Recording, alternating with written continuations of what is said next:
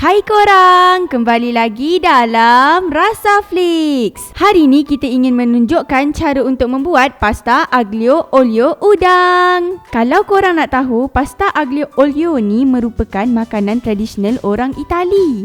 Aglio tu maksudnya bawang putih, manakala olio tu pula maksudnya minyak, iaitu minyak zaitun yang telah digunakan. Okey, jom mula buat. Masukkan air yang secukupnya ke dalam pan. Bila air dah mula mendidih, masukkan 1 paket pasta.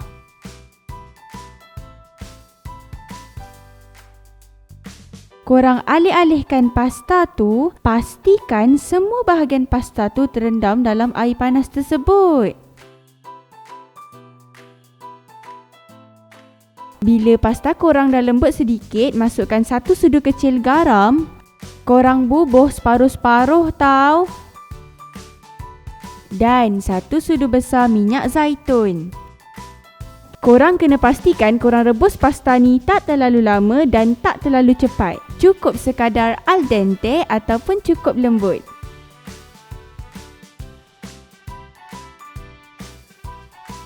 Bila dah cukup lembut, korang toskan pasta dengan menggunakan penapis.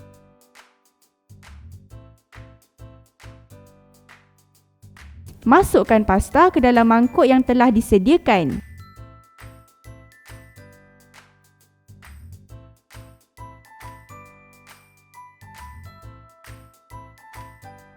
Sekarang tuangkan 1 sudu besar minyak zaitun ke atas pan dan tumiskan 3 ulas bawang putih yang telah dicincang. Kacau-kacau.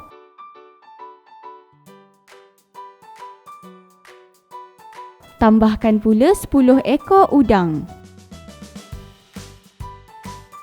Masak seketika sehinggalah udang korang tu jadi kemerah-merahan dan naik bau.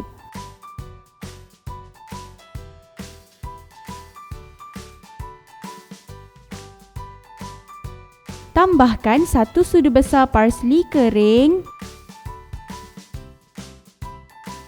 dan 1 sudu besar serbuk cili. Korang kacau rata. Masukkan lada benggala yang telah dihiris dan tomato cherry dipotong separuh.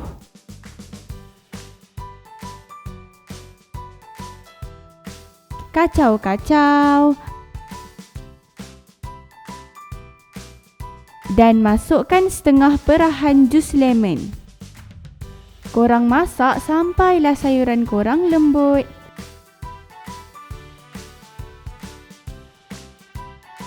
Perasakan dengan 1 sudu kecil garam, 2 sudu kecil lada hitam dan 1 sudu besar serbuk stok ayam. Kacau rata.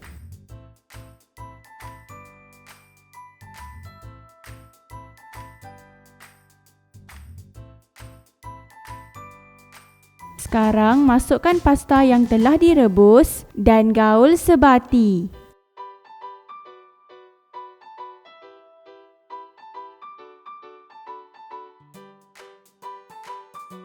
Pastikan kesemua bahan-bahan ni sebati tau dengan pasta. Jangan kacau lama-lama tau, kalau tak pasta korang ni akan jadi terlebih lembut.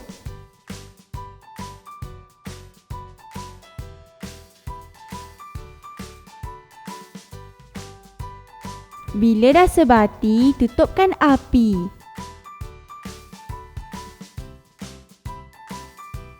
Pasta aglio olio udang is done. Korang bolehlah hiaskan pasta korang ni dengan daun parsley dan serbuk parsley kering. Kalau korang alah dengan seafood, korang boleh je gantikan dengan ayam ke, daging ke, suka hati korang lah. Mudah je kan nak buat.